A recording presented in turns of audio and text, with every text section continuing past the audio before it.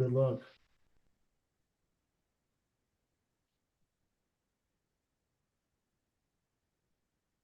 Uh, there we go. There we go. Hey, Ron. On to YouTube. Get this sent out on the social stuff here. That.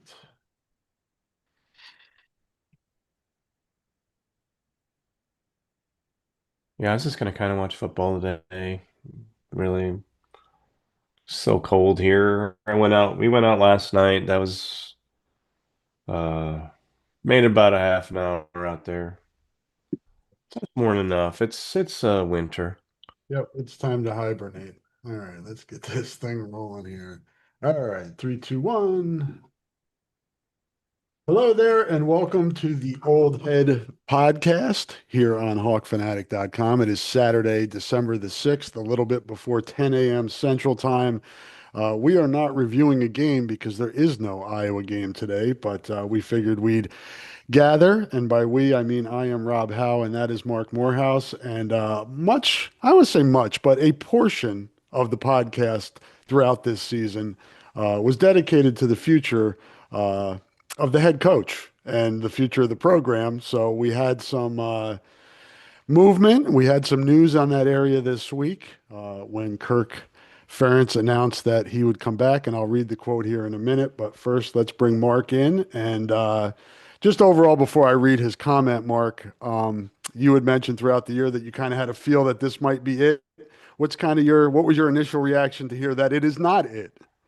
Wide left again on that one, but this is what Kirk has been saying basically since 2019, whenever asked about the future, which is kind of a brave question. On the in the big group, I mean, that's probably not going to fill nobody's writing about that really right now, or the time has passed to write about that. Nobody was writing about that really before last week. It's a brave question to ask because it's what everybody's thinking. And those questions, the ones that everybody's thinking, aren't always the easiest to ask. I mean, the obvious ones. I liked his response. I really, really liked the part of his response where he said, uh, You want me to read it? Let me read it unless we for screw this up around beyond repair, which we're trying to do right now in college football. Dot, dot, dot. Thank you, Kirk. Yes. We are trying to do that. I had to tweet this morning. It doesn't feel like college football anymore. you. But you know what? In Iowa City, for one more year, it's still college football and it's still Ferentz ball. And you brought that up in the last podcast. I thought that was a really great insight. He had to kind of straighten that out just to get out any doubt. And mission accomplished going into next year. Now it's going to be keeping the staff together.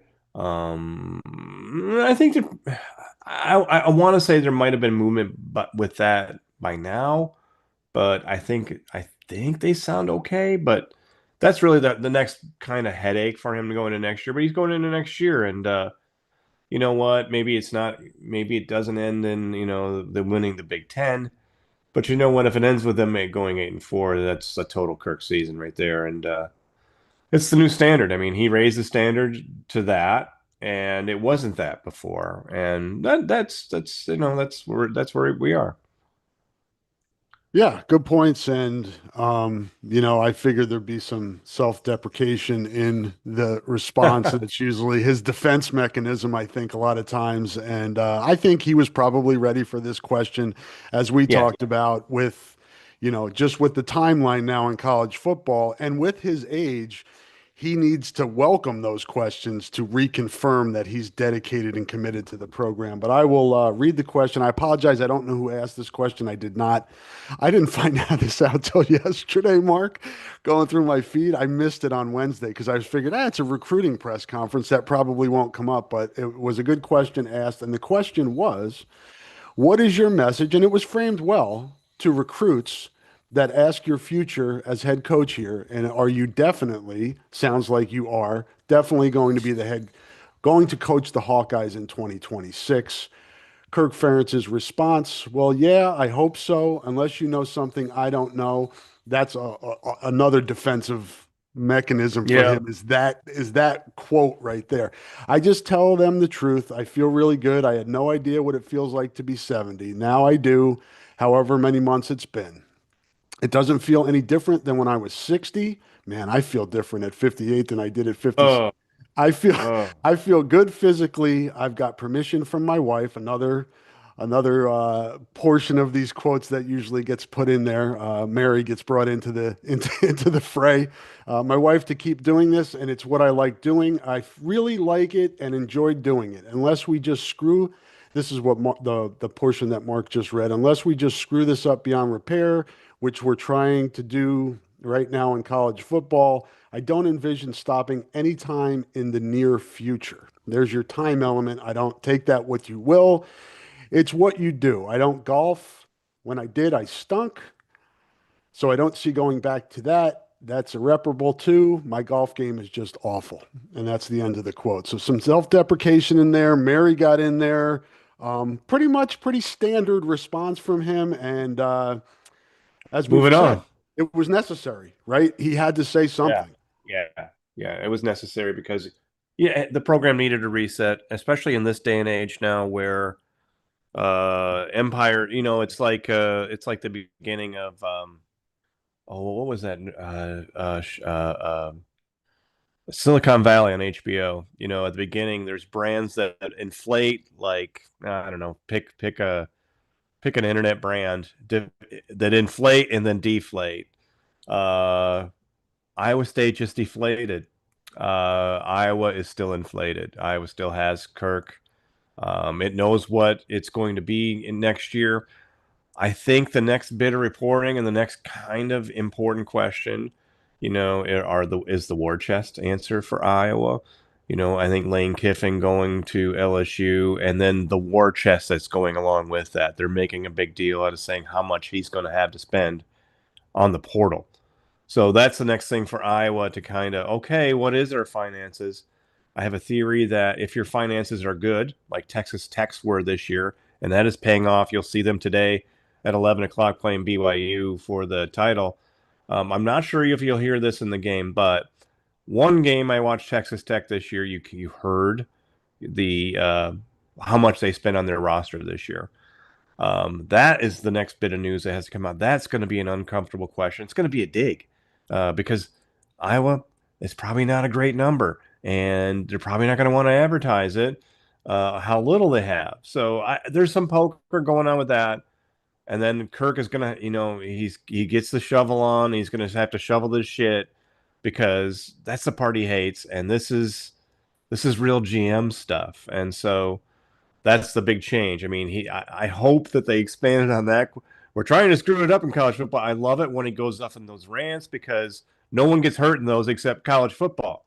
There's no local reporter who's going to get in trouble on that one. So, and it's changing. And let's be honest, it's changing. And we're all kind of like, okay, are we pretty sure this is college football still? But there's that. But I think for Iowa, going forward, hey, you're still inflated. You still have your guy. Um, does this make next year a rocking chair? He said maybe a couple more. So let's say it's 72 now. I'm going to go to 72, Rob. The I don't envision stopping anytime in the near future was the exact quote. I'm So guessing that's 2 years, right? yeah, near future, I don't know. I guess it depends on how you measure future. I'm day to day. Yeah, no, and I do think probably that there was some discussion, I imagine, on Kirk's part with maybe even just Mary. It's just them and empty nesting it down there in Iowa City. They could live anywhere. I'm not sure where their ties are even anymore. But yeah, this is they're 70 plus now, and they can do whatever they want. He wants to coach, and um, that's good for Iowa. But it also, it puts off the question again. Iowa is on a rolling contract. The future of your program is on a rolling 1 year contract. You can't have any dreams beyond that. I'm sorry. But that's okay. I think Rob, I think half the fan base is still not a honeymoon phase, but they have an allegiance to Kirk that they're going to keep. And then there's some fan bases that are ready to rip off the band-aid and get going again. Get going on something else, whatever that chase is, whatever they think Iowa needs to look like to compete.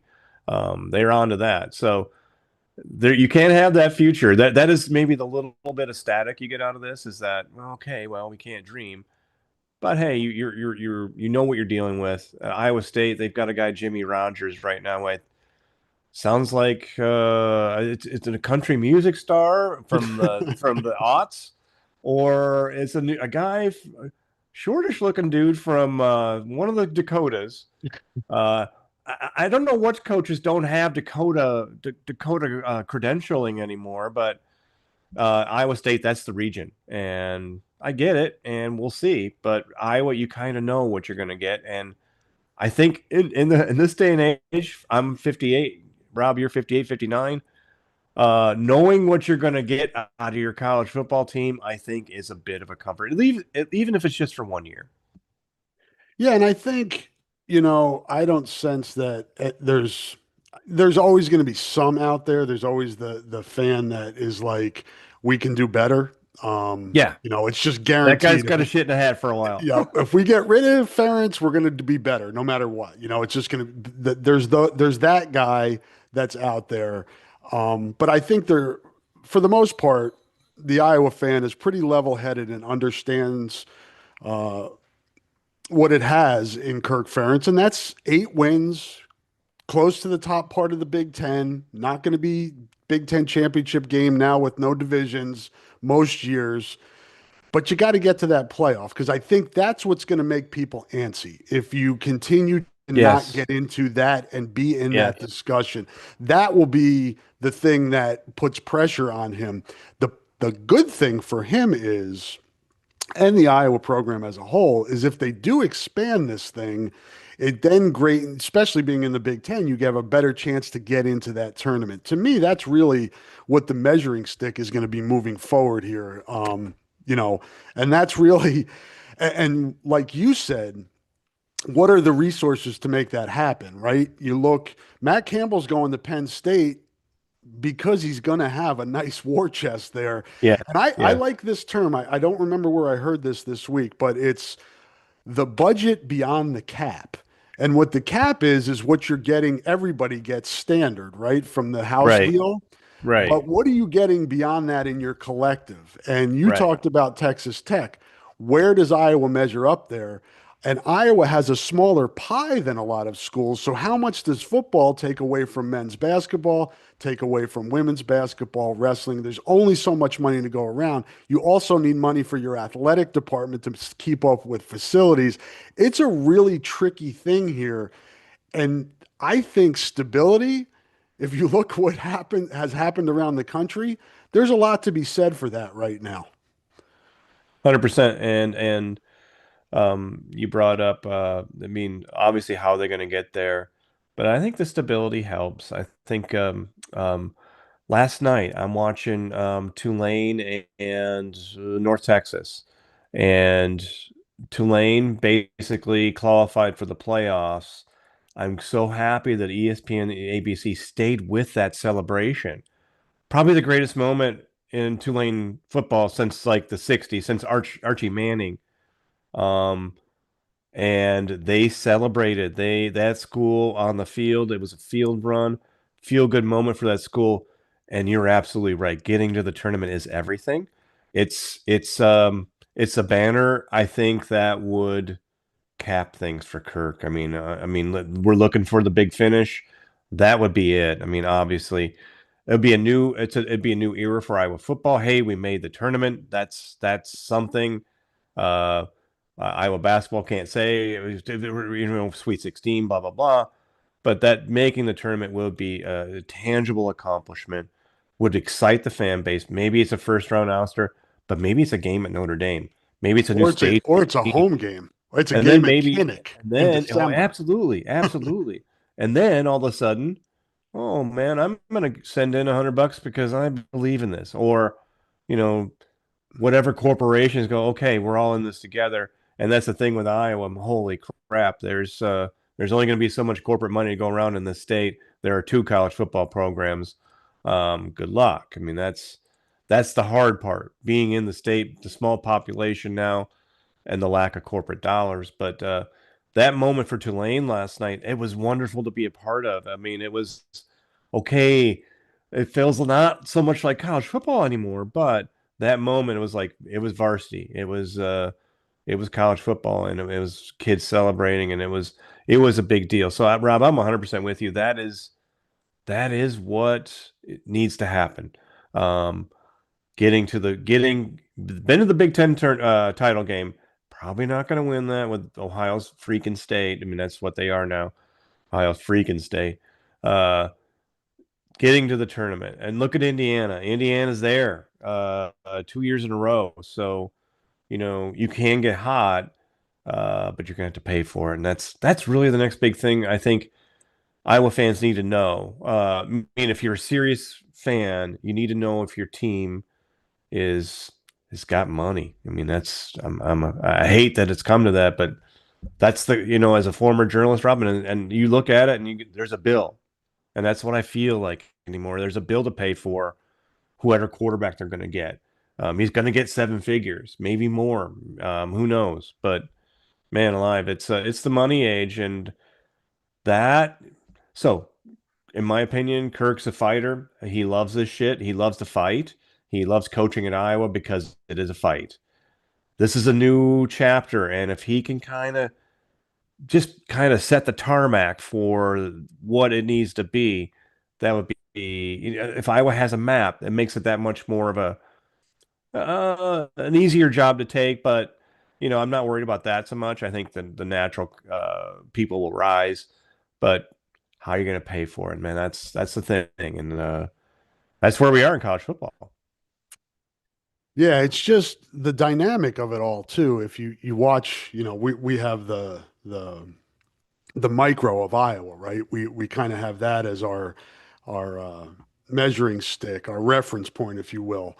But then if you go out beyond that, you look at what happened at Iowa State and you look at what happened at Ole Miss with Kiffin and leaving a playoff team. And I think that's part of what Kirk is referring to when he said screwing up college football. It's just a mess right now in a lot of areas. And the thing that you would have to take into account if you're Iowa, and Kirk did come out on Wednesday and said, yeah, I let the guys know in this recruiting class that, I wouldn't be here for him, whatever the case may be, and he was moving on. What type of coach are you going to attract with your budget above the cap, right? Penn State was able to draw Penn State was able to screw up that search beyond recognition and still land back asswards in the Matt Campbell because it's got the money, right? Yeah, It's attractive job. Iowa would not be in that same situation. So are you hiring somebody on staff? And can that person, whether it be Seth Wallace or LeVar Woods, work and be successful with your budget? There's a lot there. And it's you look at how quick Ole Miss moved on hiring the defensive coordinator. Iowa State announced the replacement of Matt Campbell before Matt Campbell was announced as Penn State's coach yesterday. That's how fast things are moving. You got to hope Beth is on her shit on this, right? Because no matter yeah, when this happens, you better be ready, man. yeah, yeah. So Pollard, right? Jamie Pollard. He's probably run this drill billions of times. I mean, Oh, okay, yeah. I have a good coach. I'm at Iowa State. You know what? This guy's probably going to leave. And he was ready. Holy crap, Jimmy Rogers. Yeah, I started. I think I read the quote. I started talking to him 2 years ago. I met him and Yeah. basically told him, you know what? Hang around. And that is interesting how transparent he was with that. But Jimmy Rogers, yeah, he kind of was. It sounded like anointed. So yeah, AD's Beth is she's run this drill. She's not over there watching field hockey or tennis. I mean, she knows that her entirety of her professional career is going to be evaluated by who is the next Iowa football coach. Um, Maybe Kirk Outlaster, who knows? Uh, but it's it's to me it's complex. It's And then that's kind of the variance now with college football. I mean, Kirk is entirely old school, but now he's putting together a team for 2026 with the 2026 rules, which are pretty wide open. Um, you said the money. I call it the war chest factor. The war chest. I mean, it's going to be up front now. The schools that have it, Rob, are going to say, "This is what we got," and come and get. And sorry, a pen just blew up on me. Pen still blow up in 2025. Uh, but they'll have schools will advertise what they have, and schools that don't have that will not. They'll still pay guys, but they'll be like, oh, we don't have what they have, and they're going to want to show their hand. So that's going to be the mystery. When it comes to like putting together an Iowa football team, Kirk has there's some challenges for that next year too, being namely quarterback. I think mostly offensive line. They're saying bye to some really good players, and it takes a year. Usually, it takes a year for that offensive line, unless they find what they need in the portal. Offensive guards will be cheaper. I mean, Kirk always what he always joked about right guard, right? I mean, it always came back to right guard. Well, nobody cares about the right guard. Well, now they do because he comes with you got to pay him 75K a season or whatever it is. So it's going to come down to, and it comes down to that. But also I think the football part, I thought took this year with a running quarterback, not a great runner, but a decent runner. I think that the thing moved forward this year. I think modernity is knocking on the door at the very least for Iowa offense.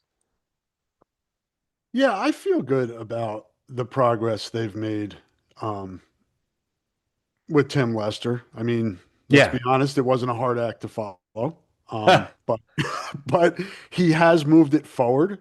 He even started to use the tight ends more this year. It feels like it's just kind of slowly coming together.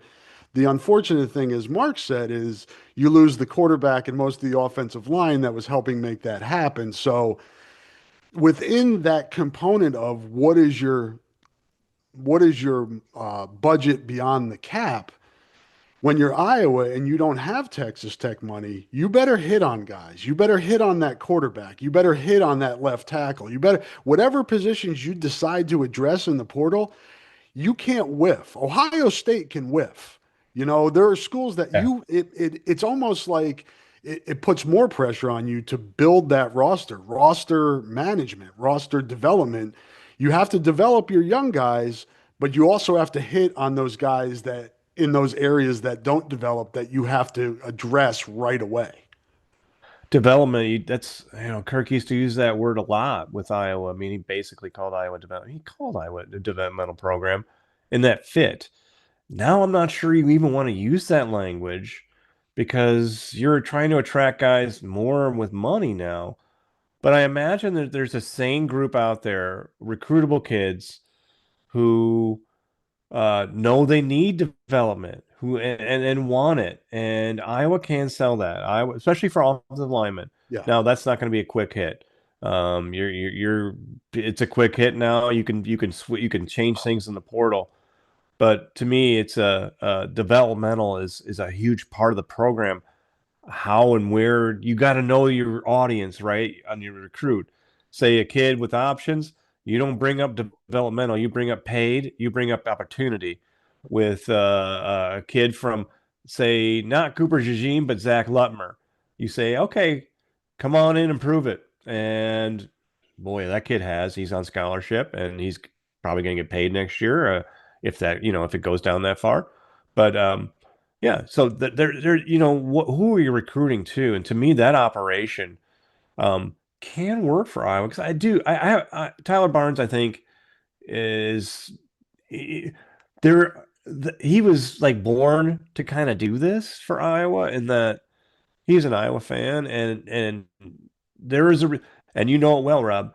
The online recruiting culture has been around for 25 years now. So that comes with a culture all by itself. You got to almost know how to speak that language. Rob, I didn't do a lot of recruiting because I don't speak that language. As a reporter, I hated writing in invisible ink. Like, okay, this kid might be coming to Iowa, but oh, he didn't. So all that stuff I wrote before. Never mind. He ain't coming. So that that's just another, what message are you sending to recruits? And that to me is, sort of a legit question. If somebody gets an interview with Kirk one-on-one on the offseason, you ask that. I mean, in year 28, what are you telling the kids exactly? I mean, are you telling them you're building something? Are you telling them, hey, come on, here's opportunity, here's development? It's a complex message for a place like Iowa. Not, places that have the money now. Here's money. Oh, you want to come here? Here's money. Okay. Iowa's going to be, the message is going to be layered. Yeah. And it's that mixture of developing guys, and then I think for Iowa it's always going to be the foundation is going to be guys that you build up in your program, because you can't, Right. again, you don't have the money to live in the portal and just have it be a turnstile. So you have to develop guys in areas, whatever the area may be, wide receiver. if if you're not developing there, those are the positions you have to address in the transfer portal. Then it becomes the chicken or the egg. Can you get guys to come in when you can't throw the ball or haven't thrown the ball and your statistics are just dreadful in that area? And how do you build that? But that's really, to me, the next phase of this. If you really want to complete the puzzle, I heard criticisms of the defense this year. Yes, the defense was not as dominant as it's been in the past, but that is a defense good enough to get you into a Big Ten championship game. Special teams, good enough to get you and help you get into that championship game.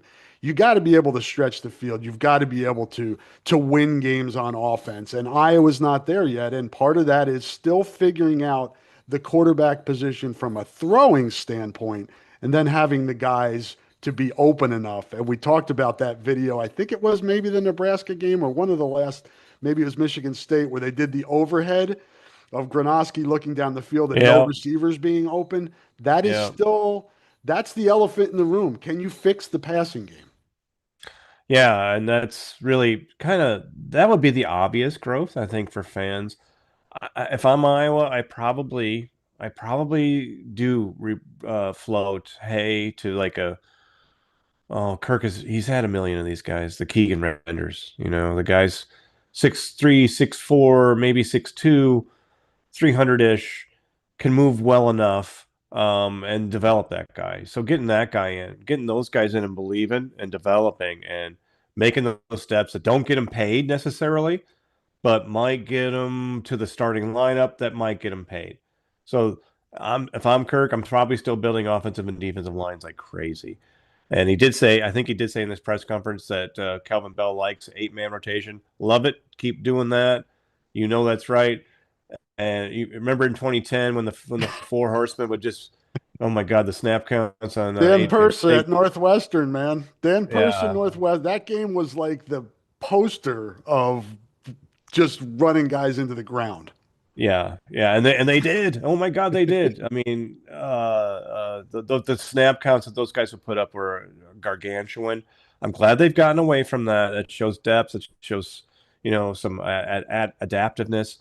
But yeah, it's I think the part that if I'm Iowa, so if I'm running Iowa's PR right now, I figure out a way to where they can address the money, and they maybe have a press conference saying, here's how here's what we got. Here's our number.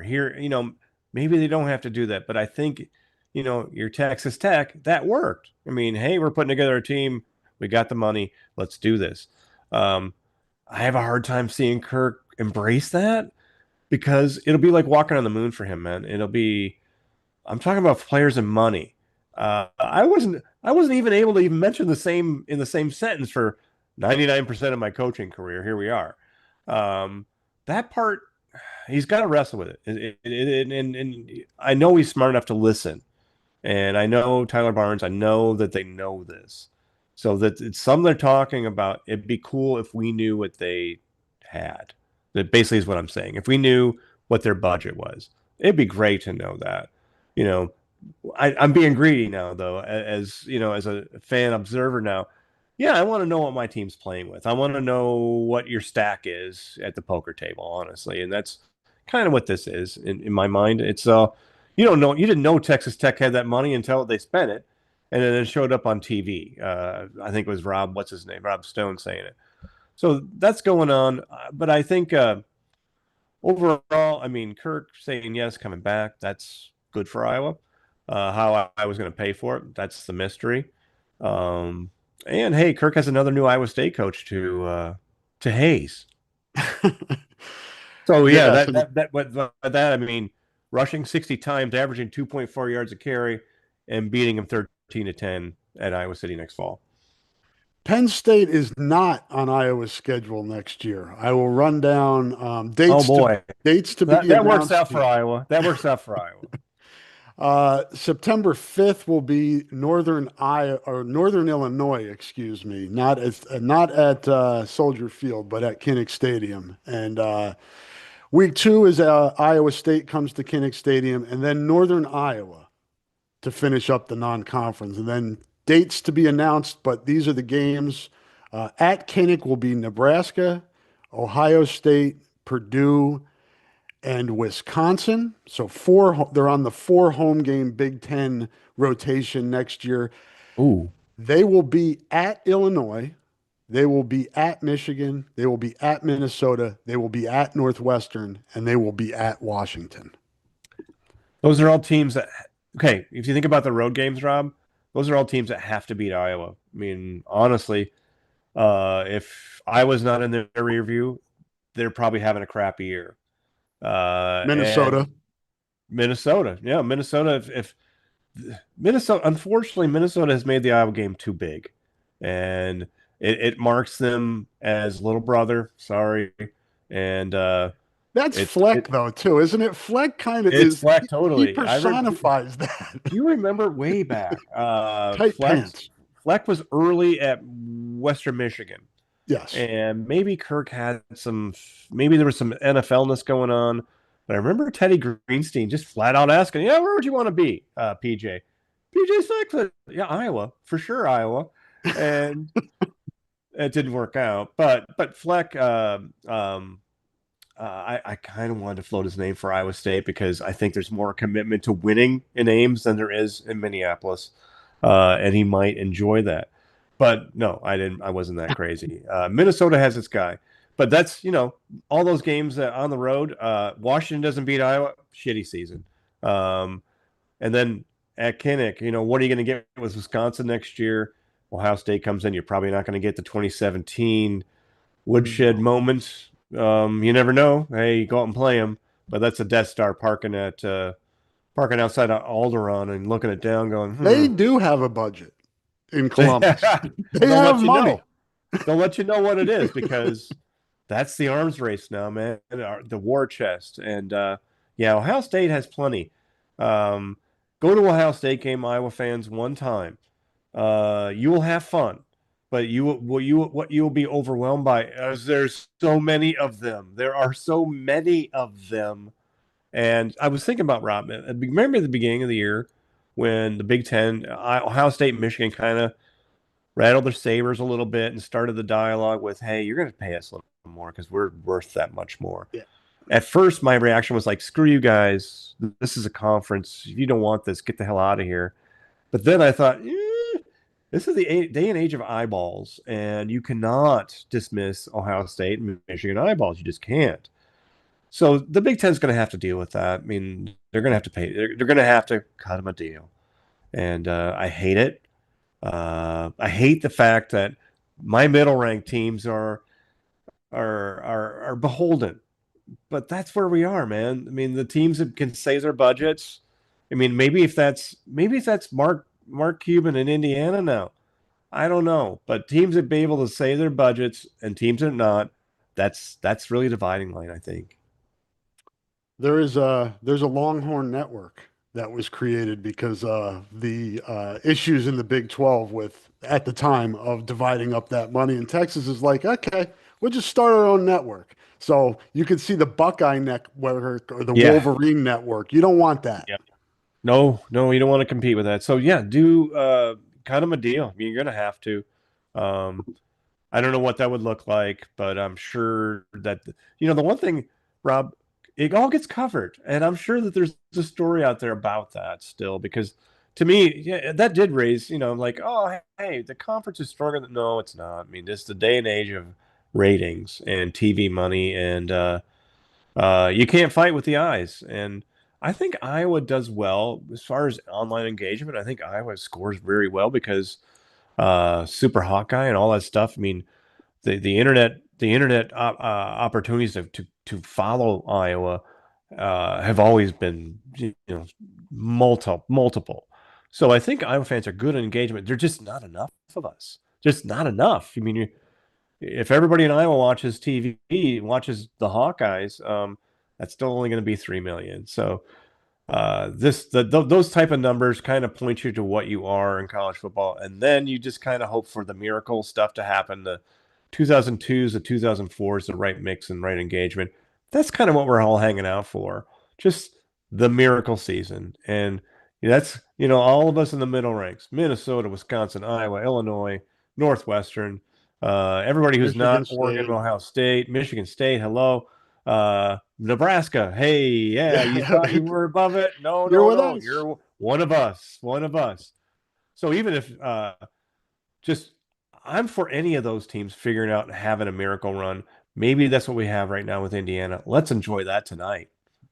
Yeah, no doubt. And I think that's kind of you know, when you look at this, the dynamic, the steadiness of what Iowa is, the consistency of being 8 wins and getting to a January bowl and just not having bad, awful seasons that we've seen have now happened at Nebraska and Wisconsin and Illinois and, them moving the deck chairs around and they figured it out with Bielema at Illinois. He's got them stabilized and Fleck at Minnesota, but there are a lot of those schools went through a lot of those tough times. But then again, the guy, you have be careful what you wish for, guy, and we got to make a change because we're not winning national championships, guy.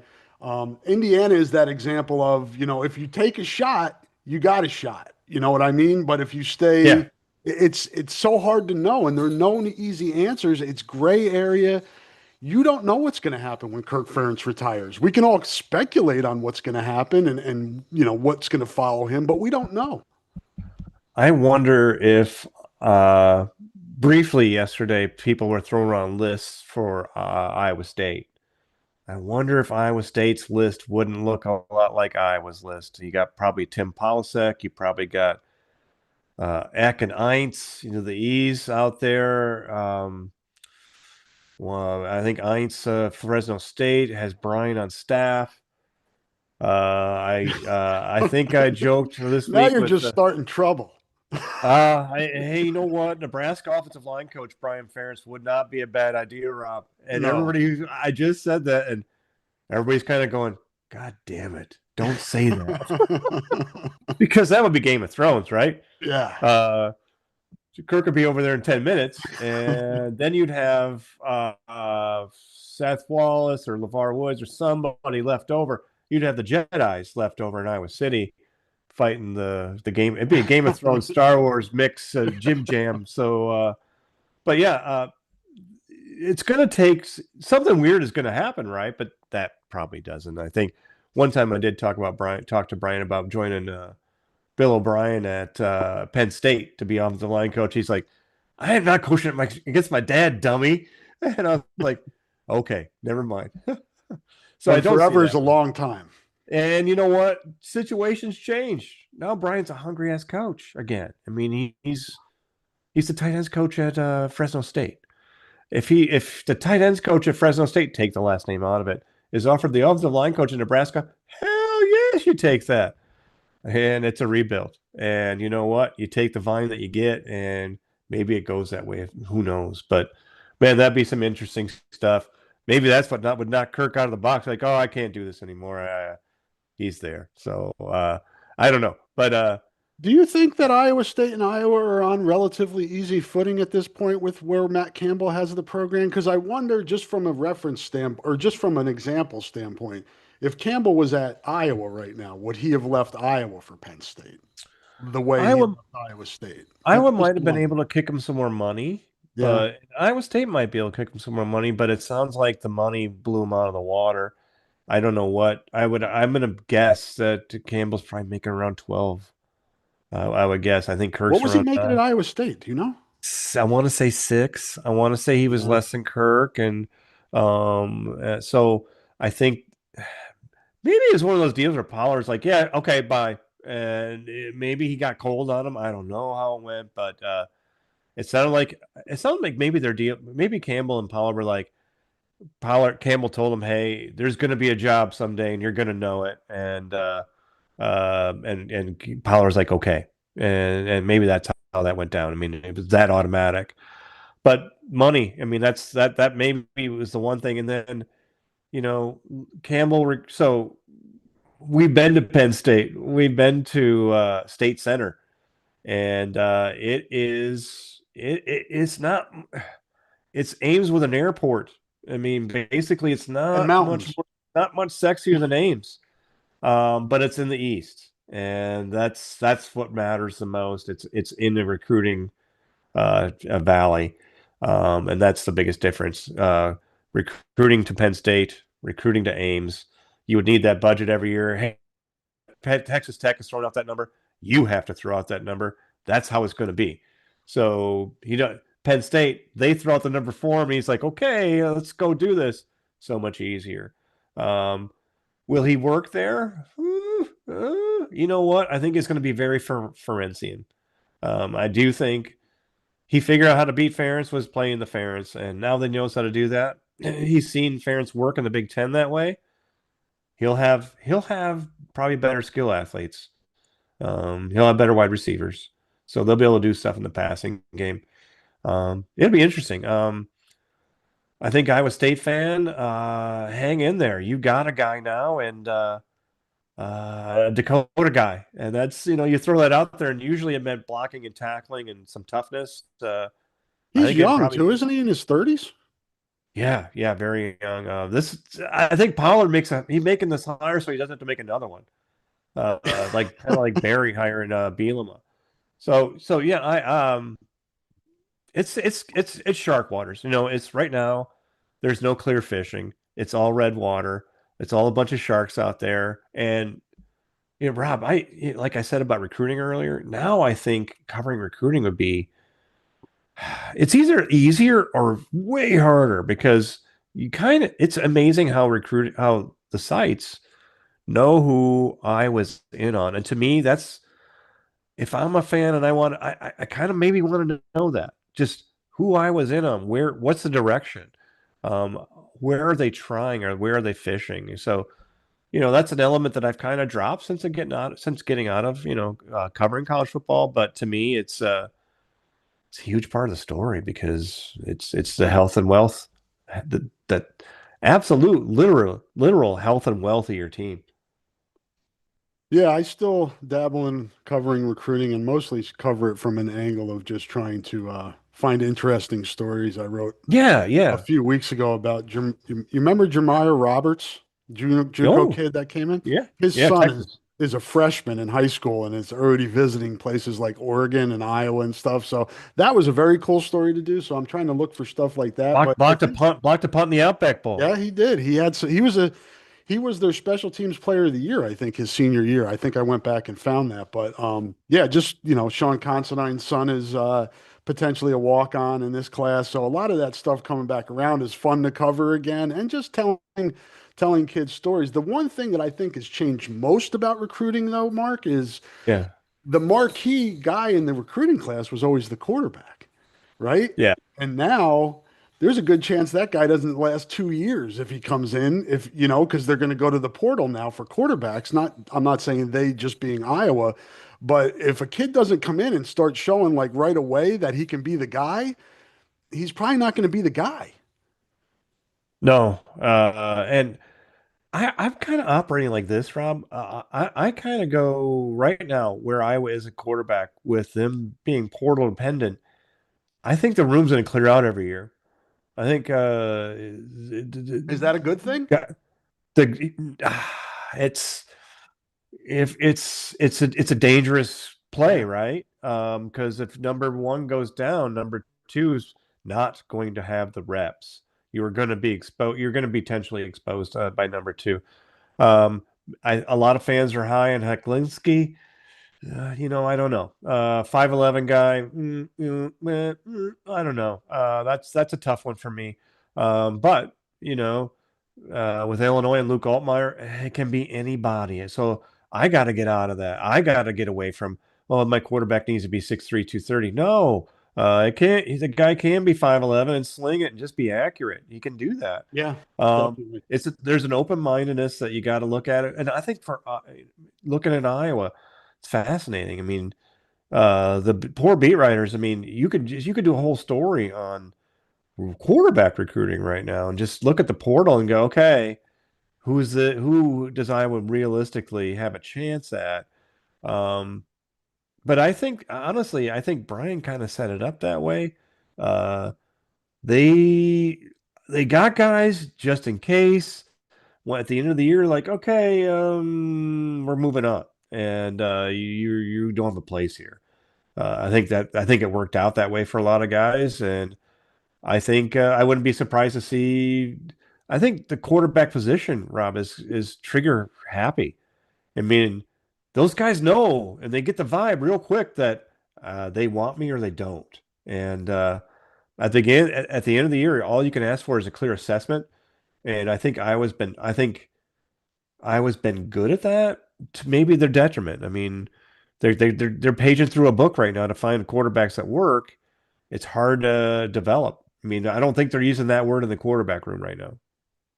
No, and I wonder if you're able to get a guy that's maybe more of a project, for lack of a better term, and developing him, at least having somebody that comes up through the system, and in case, he may develop into the starter, but at least he's a quality backup, because you have the other everybody else. If everybody else is going through the turnstile, you need to have a little bit of stability at that position, or you're up against it. I would try this, and this sounds crazy. I would take a kid. I would take a couple Iowa kids and just say, okay, you guys are the emergency quarterbacks. I expect you to be, you know, into it. I expect you to be. You might not see the field, but if you do, it's your ass on camera and my ass on camera. So let's work together. Honestly, I would go find a couple Iowa kids. Um, Maybe you get lucky, but you have two loyal guys who might end up playing special teams for you. I don't know. But I would find two just Iowa kids who want to be at Iowa, who play quarterback, and just say, okay, here's the deal. Yeah, be a coach, whatever, but you're going to get a front row seat to football, and we need you, and we can't we we need you until and when we need you, we really need you. So honestly, keep it simple there. Keep two guys around for nothing, an opportunity, and hope it doesn't come to them. I know that sounds crazy, but at least you kind of have the base covered. Yeah, and I think you gotta thread that needle somehow. And again, without having a giant war chest, as Mark calls it, you have to That's the thread worst. that I needle. mean, You that you so I have was to be kind of able to build a roster. I was blowing off the whole Lane Kiffin thing, and then I actually read the story, and I was like, oh, the war chest, and then that's when my jaw was like, oh shit, bye college football, bye. Uh, we are in a free agent frenzy now, and that LSU LSU is was not going to take no for an answer. It just and they are wasn't. not going to be the only program that goes to the portal with make it rain money. Yeah, Everyone, I mean, all that's going to be the SEC. It's probably going to be a handful of teams in the Big 12. It better be every team in the Big 10. If you want to be in the Big 10, well, you got to do that. So yeah, it's college. That's why last night the Tulane celebration kind of rung out to me a little more. Those kids aren't getting paid a ton, and they wear those kooky uniforms, those collars. Hell yes. But honestly, that felt like college football, and I know. old man Anybody yelling who's at young, cloud. exactly, rolling your eyes right now. Everybody's rolling your eyes, and I didn't think it'd be this way, but man, that brought out the Keith Jackson, and I'm a kid, and oh hey, we're Irish Catholic. Well, we're Notre Dame fans today. My dad would tell me. and Keith Jackson and Notre Dame versus Alabama, Texas. They beat Texas for the national title way back then, and so yeah, that and so you can be a casual college football fan, but almost like if you have a team that you're passionate about, you're probably round enough for the Hawkeyes. I mean, I know people donate for seats, but when you have the Diet Pepper commercials guilting you into donating to the program, that's tough terrain. That's tough terrain for me because then everybody's asking for money and that's what most all of us need and most of us have the least amount of. They took the John Deere ad this year and slapped it on Kinnick Stadium Field and moved the Duke Slater thing and can't blame them, man. You try it's cliche, but you're trying to keep up with the Joneses, man. You got to get money. You have to get revenue wherever you can. Honestly, so personally, so I remember when Gary Dolphin had to say Mahindra tractors. And as a John Deere kid, my dad worked at John Deere Dubuque, worked 37 years.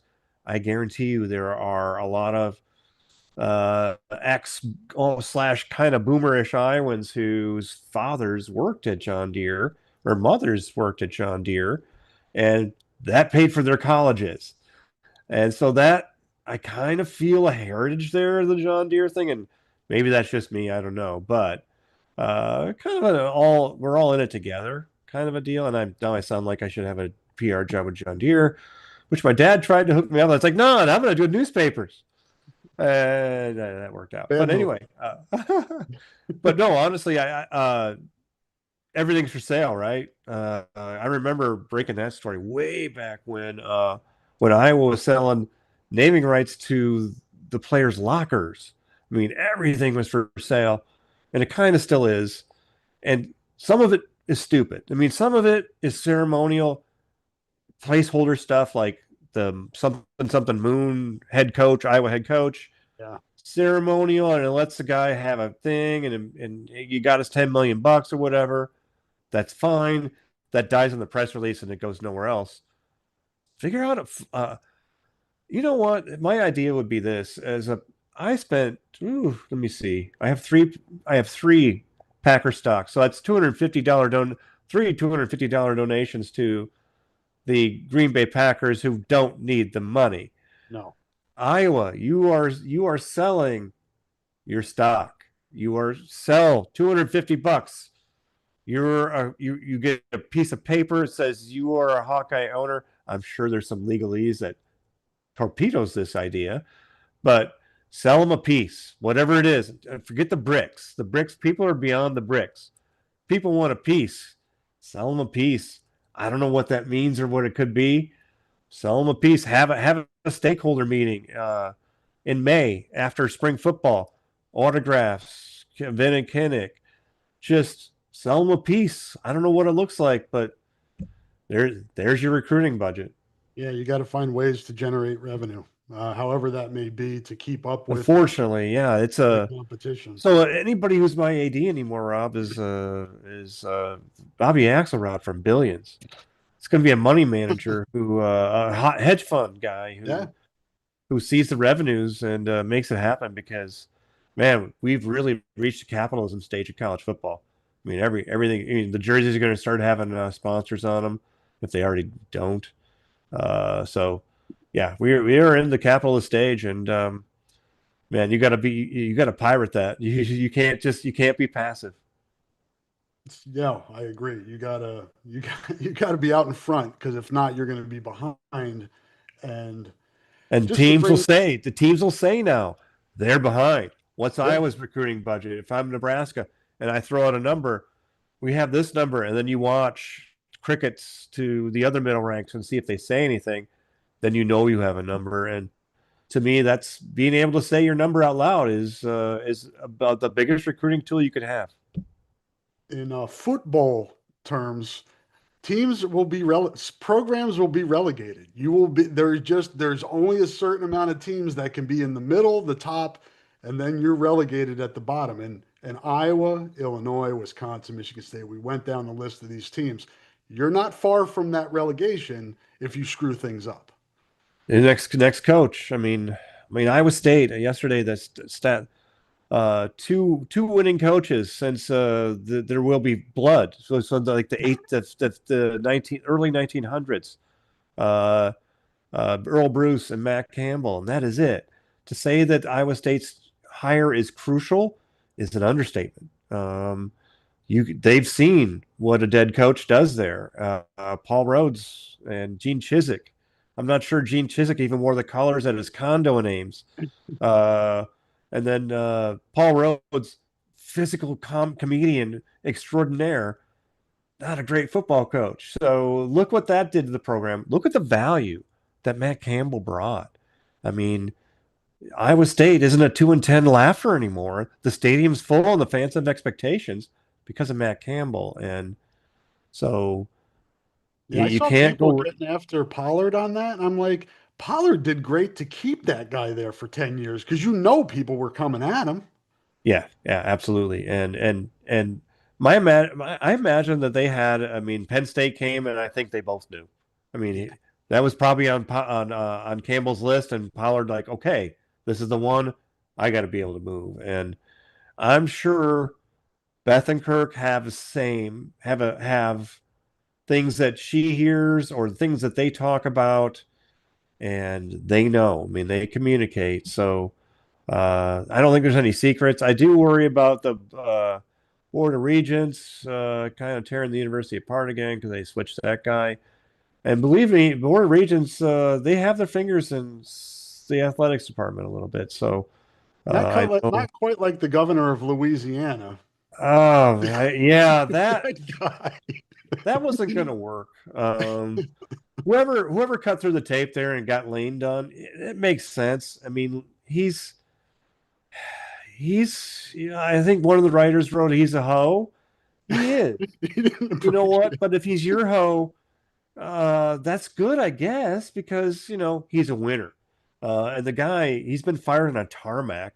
You gotta literally set him on fire to try to get anything out of him. So Lane is in it for Lane, and you know what? LSU deserves it because when that blows up, and it will. I mean, Lane he doesn't worry about sticking the dismount. He just like gets the hell out of town and burns down the bridge. It'll burn down, and you know what? That'll be fun for all of us. Yeah, that's what I'm rooting for, no doubt about it.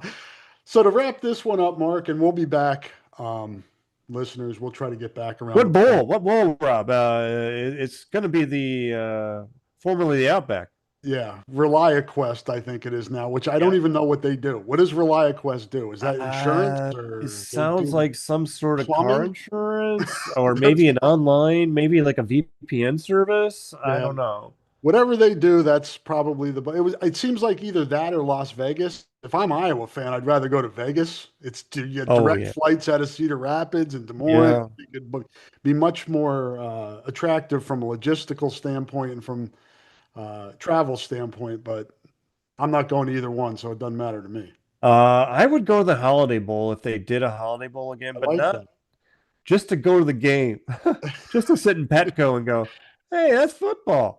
That'd be about it. I need to get out to San Diego again, but ReliaQuest makes sense. I mean, you know what? I over the years have made a lot of fun out of the Outback Bowl, but let me take it back to you remember Hayden at the end.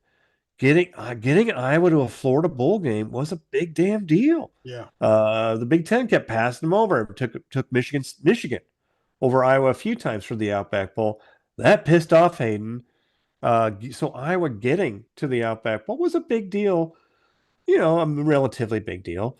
It was something that Hayden couldn't get done, and so now it's something that happens all the time. And that's progress. I mean, you can make fun of the Outback Bowl, but everybody, hey, getting around Tampa, not too bad. Yeah, it's just those bulls are a different animal than when we were doing this, and they were, those were, um, I think they were higher profile, and now that the playoffs around, those bowls have kind of been knocked down a notch, Yeah. and some of those bowls, I don't know as it's going to be a problem for Iowa, but you have kids sitting out now. We're not in the playoff. Why am I going to play? Right, So right. I don't know. I haven't heard any of that at Iowa, but again, when we come back for our bowl podcast, Exhibition game. talk about, Exhibition game. It's an yeah, exhibition game. You got to remember that, folks. It's you might not get the Iowa that you want to get, but you're going to get your Iowa, and it's you know if the there'll be if the some cupboard punting, empties there'll be some field goals, there'll be some punting, there'll be some and some fourth down short hopefully decision. some tackling in there, a little bit of tackling. But yeah, I think the Bulls. I mean, my idea is you want a good matchup. And Iowa doesn't want to go against a Florida team or say like a Georgia team Tennessee. that was biting at the tournament but didn't make it. Maybe that team checks out. Maybe that team's super pissed off. Maybe it's a bad matchup. You want a good matchup. And I think I saw Iowa Vanderbilt. That might be interesting. Um, but to me, it's ceremonial.